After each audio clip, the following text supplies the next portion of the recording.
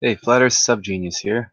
And I'm not going live for too long, but I just wanted to read this quick chapter about food out of this Hatha Yoga book that I haven't read in a while. And because it's important in the next phase of my life, what with me being confirmed 33 years old, truly an illumined being now. And I know this isn't going to get much viewers because, it's actually about something educational and good for your health, thus good for your mental well-being and your physical temple, your body. I know these don't get the most views, but that's okay. It's not about that. I'm just going to get this down there. We're going to talk about, some flat earthers like to be in a war with other flat earthers about being a vegan, flat earth vegan, a vegan, one who eats fruits and vegetables and uh, nuts and whatnot, and one who eats meat. So there's a big infighting between the flat earth meat eaters and the flat earth vegetarians, vegan people. Vegetarians are the people in the middle who pick and choose what they eat. And like I said, not going to get many viewers here. There's going to be about less than probably it's gonna stay around the 5 mark because people I normally have I mean I have the most intelligent fan base, so it's going to be even less the amount of people now that I'm reading something because like if I was going to be calling people out and being gossipy with that type of stuff and exposing people, of course I'd get more viewers. But when I'm reading about how to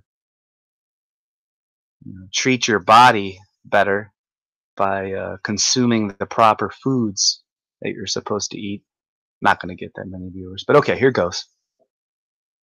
So cool. Thanks for being here. I'm going to be reading right now Hatha Yoga, the Yogi philosophy of physical well-being. This is a really good chapter here. I haven't read it yet, but I know it's going to be a really good chapter because it's on food, about food. This is chapter 11 here. I mean, I'd rather have more viewers on this important, super important live stream. But what can you do? I appreciate you people out there though in the chat room. Who's here? I'm gonna check out the chat room here before I start though. Oh, what do you know? Calling people out, you'll get 50 to 100 people viewing, but talking about food and what foods you should consume and the infighting between the flat earth vegans and the flat earth meat eaters, nobody wants to join in though. Cool. Appreciate you guys out there. I also could show you, nice try, Earth is flat people. Conspiracy theorists can't handle the first ever 360-degree space video. Here, look. RT, Spacewalk 360, RT releases first ever panoramic video of man in outer space. Check it out. I'll show you. Health is more important. We got 5 viewers. That's all I need to start here. Here goes. That's all I need. 5 viewers. Here goes. Chapter 11, about food. We intend to leave the matter of the choice of food an open question with our students. While, personally, we prefer certain kinds of food, believing that the best results are obtained from the use thereof, we recognize the fact that it is impossible to change the habits of a lifetime, yes, of many generations in a day, and man must be guided by his own experience and his growing knowledge, rather than by dogmatic utterances of others. The yogis prefer a non-animal diet, both from hygienic reasons and the Oriental aversion to eating the flesh of animals. Hey, stop snoring. Laney, stop snoring. You're annoying me. Trying to read here. You're snoring. You're snoring. Stop. I know. I'm live right now, Laney. I know you don't know. I know you had fun playing outside, but you're snoring, girl. Okay, here goes. So, a man must be guided by his own experience and his growing knowledge, rather than by dogmatic utterances of others. The yogis prefer a non-animal diet, both from hygienic reasons and from the Oriental aversion to eating the flesh of animals. The more advanced of the yogi students prefer a diet of fruit, nuts, olive oil, etc., together with a form of unleavened bread made from the entire wheat. But when they travel among those who follow different dietary rules from themselves, they do not hesitate to adapt themselves to the changed conditions, to a greater or less extent, and do not render themselves a burden to their hosts, knowing that if they follow the yogi plan of masticating their food slowly, their stomachs will take good care of what they eat. In fact, some of the most indigestible things in the modern menu may be eaten safely if the above-mentioned system is adapted. And we write this chapter in the spirit of the traveling yogi. We have no wish to force arbitrary rules upon our students.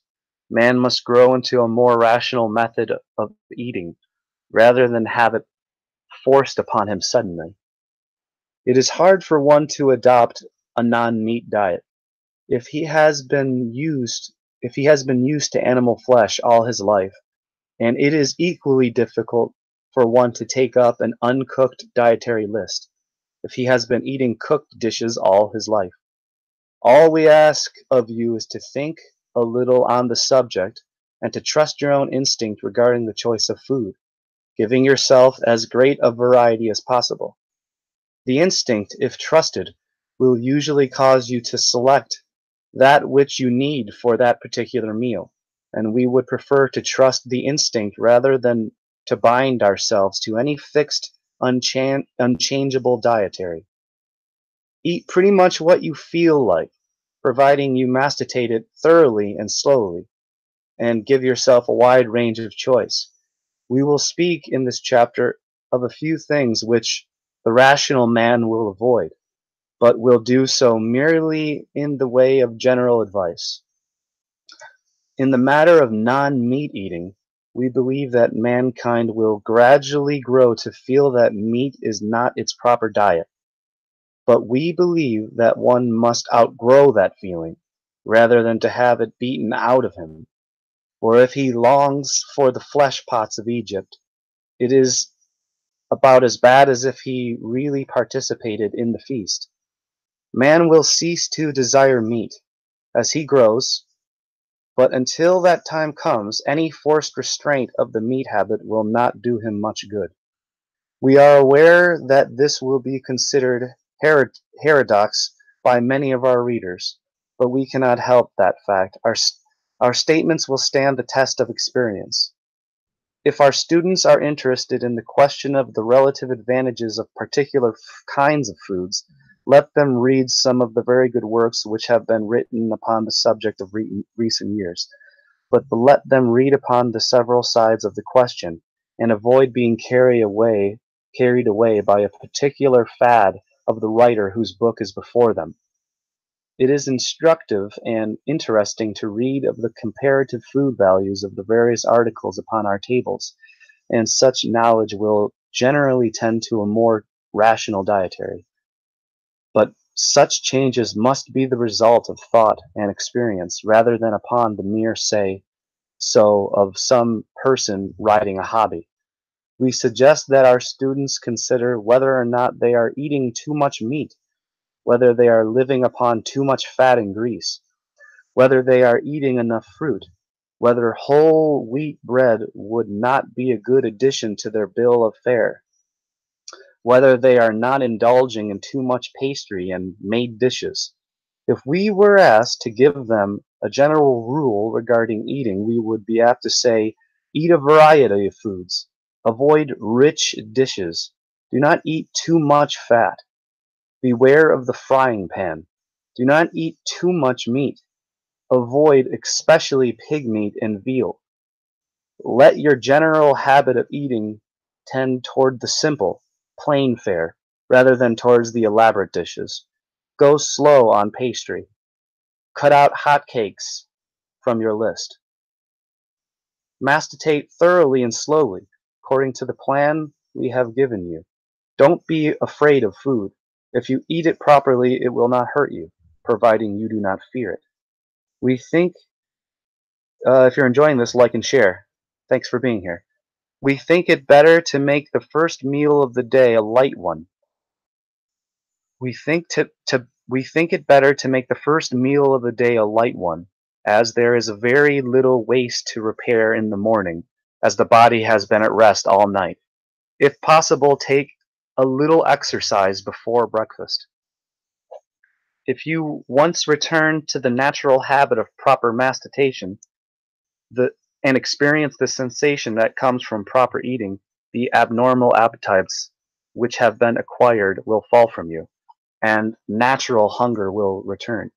When natural hunger is with you, the instinct will be very keen in picking out nutritious food for you, and you will feel inclined towards that which will give you just the nourishment you need at any particular time. Man's instinct is a good guide, providing it has not been spoiled by the indulgence in the absurd dishes so common in these days, which create false appetite. If you feel quote unquote out of sorts, do not be afraid to cut out a meal and give the stomach a chance to get rid of what it has on hand. One can go without eating for a number of days without danger, although we do not advise prolonged fast. We feel, however, that in sickness it is wise to give the stomach a rest, in order that the recuperative energy may be directed towards the casting out of the waste matter which has been causing the trouble.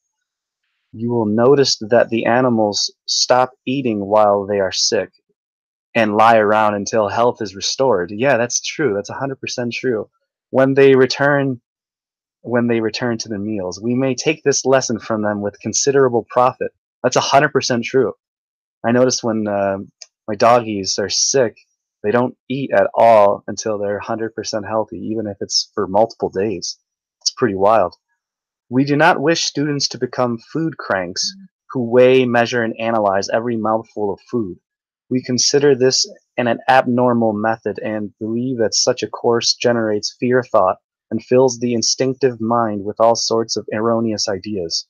We think it a much better plan to use ordinary precautions and judgment in the selection of one's food, and then to bother no more about the matter, but eat with the thought of nourishment and strength in your minds, masticating the food as we have stated, and knowing that nature will do its work well. Keep it as close to nature as possible, and let her plans be your standard of measurement. The strong, healthy man is not afraid of his food, and neither should be the man who wishes to be healthy. Keep cheerful, keep cheerful, breathe properly, eat properly, live properly, and you will not have occasion to make a chemical analysis of every mouthful of food. Do not be afraid to trust your instinct, for that is the natural man's guide after all.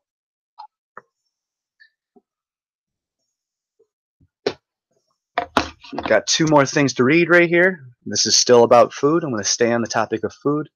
That's why I titled this reading chapter 11 about food. That was the whole chapter 11 on Hatha Yoga right there. Now I'm going to read a different book. Also, it's about man perfection in God satisfaction. It's about meditation and silence and energizing and fulfilling.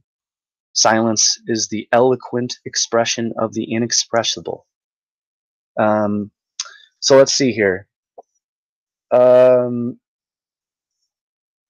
Is it necessary to be a vegetarian in order to follow the spiritual life? The vegetarian diet does play a role in the spiritual life. Purity is of paramount importance for an aspirant. This purity we must establish in the body, in the vital, and in the mind. When we eat meat, the aggressive animal consciousness enters into us. Our nerves become agitated and restless, and this can interfere with our meditation. If a seeker does not stop eating meat, generally he does not get subtle experiences or subtle visions. At one time, the animal consciousness was necessary for forward movement. Animals are by nature aggressive, but at the same time, there is some dynamic push forward in the animal consciousness. If we had not had animal qualities, we would have remained inert, like trees, or we would have remained in the stone consciousness, where there was no growth or movement. But unfortunately, the animal consciousness also contains many unillumined and destructive qualities. Now we have entered into the spiritual life, so the role of the animal consciousness is no longer necessary in our life. From the animal consciousness, we have entered into the human consciousness, and now we are trying to enter into the divine consciousness. The mild qualities of fruits and vegetables help us to establish, in our inner life as well as in our outer life, the qualities of sweetness, softness, simplicity, and purity. If we are vegetarians, this helps our inner being to strengthen its own existence. Inwardly, we are praying about meditating. Outwardly, the food we are taking from Mother Earth is helping us too, giving us not only energy, but also aspiration. Some people feel that it is meat that gives them strength, but if they go deep within, they may discover that it is their own idea about meat that is giving them strength. One can change that idea and feel that it is not meat, but the spiritual energy pervading one's body that gives one strength. That energy comes from meditation as well as from proper nourishment. The strength that one can get from aspiration and meditation is infinitely more powerful than the strength that one can get from meat. Let me say that again. The strength that one can get from aspiration and meditation is infinitely more powerful than the strength that one can get from meat. Many spiritual seekers have come to the conclusion that a vegetarian is in a position to make quicker progress in the spiritual life. But along with a vegetarian diet, one must pray and meditate. If one has aspiration, the vegetarian diet will help considerably. The body's purity will help one's inner aspiration to become more intense and more soulful. But again, if one is not a vegetarian, that does not mean that one will not make spiritual progress or will not be able to realize God. If one has aspiration, the vegetarian diet will help considerably.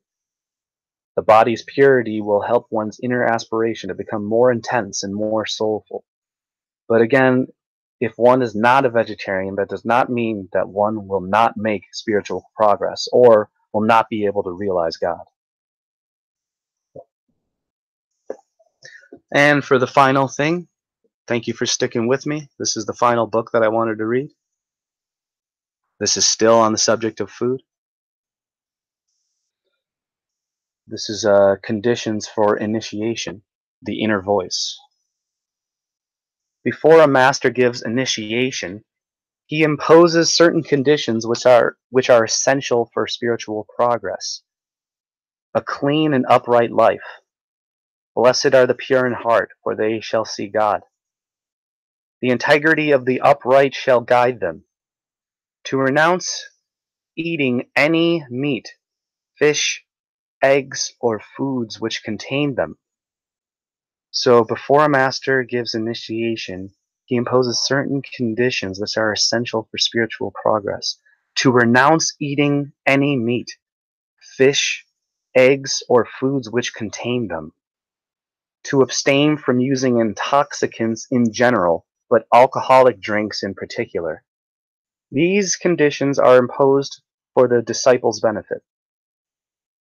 The food we eat conditions the mind. Flesh eating entails taking life, hardens the mind, and creates adverse karma which has to be paid off. It works against spiritual progress. Eggs, when fertile, are live, and even when infertile, are a food which excites animal instincts. alcoholic drinks, and much smoking, besides their being deleterious to health, del- deleterious to health, militate against self-control, without which there can be no progress in meditation. So it says alcoholic drinks and too much smoking is that's that was a it will not help you. I've been definitely been being sober here a lot more lately. I'm as sober as a fox right now, if you can't tell. But man has to eat in order to live. A good, nourishing food provides proteins, fats, carbohydrates, minerals, and vitamins, giving ample variations, suiting all tastes, can be made from a judicious combination of cereals, legumes, vegetables, fruits, nuts, sugars, vegetable oils, and dairy products. See, it's interesting to me that it says dairy products, because it says to renounce eating any meat, fish, eggs, or foods which contain them. But then it says you can that you can eat dairy products though, which is a bit of confusing to me. Tea, coffee, and chocolate may be used in moderate quantity. I'm going to be drinking tea, coffee, dark chocolate, so that's perfect. So it says judicious combination of cereals, legumes. It's pronounced legumes. I don't even know what the fuck that is. Legumes. Cereals, legumes, vegetables, fruits, nuts, sugars, vegetable oils, and dairy products. Tea, coffee, chocolate may be used in moderate quantity. This diet entails oops. This diet entails taking only the lowest forms of life. Even then the karmic law applies. But the mind in the vegetable kingdom being dormant, the karmic account is reduced to the minimum, and the word being the cure of all ills and evils, its practice would be more than compensate for the karmic effects. As life subsists of life on this plane, let me say that again. As life subsists on life on this plane, saints teach us that we should so regulate our food that there should be no break in our spiritual progress. The Master asks and expects every disciple to give time to the practice of meditation, remembering that meditation is the most important thing, and this alone stands to our credit on the day when we will be judged. Only through meditation can we go in and leave the attachments and desires of this world. And here it is necessary to give a word of warning. If we wish to know our Maker, for which purpose we are given human birth, we must pay off our remnants of karma, overcome the temptations of our mind, and learn how to know ourselves. Therefore, after initiation, some may find the struggle greater than ever. They may find new and unexpected lines of thought, and quite often the course of their lives may seem harder than before. This must be faced, but we can endure anything and welcome any hurt if we remember that by doing so we are hastening the moment when we could say we know ourselves, and so in time could free ourselves, and particularly if we remember that the Master is with us, watching us, and that we can turn to him for help in trouble. When a brave knight takes the field, a host of cowards is put to flight. It is a hard fight and a weary one, this fight of the truth seeker. For the vow of the truth seeker is more hard than that of the warrior, or of the widowed wife who would follow her husband. For the warrior fights for a few hours, and the widow's struggle with death is soon ended. But the truth seeker's battle goes on day and night. As long as his life lasts, it never ceases.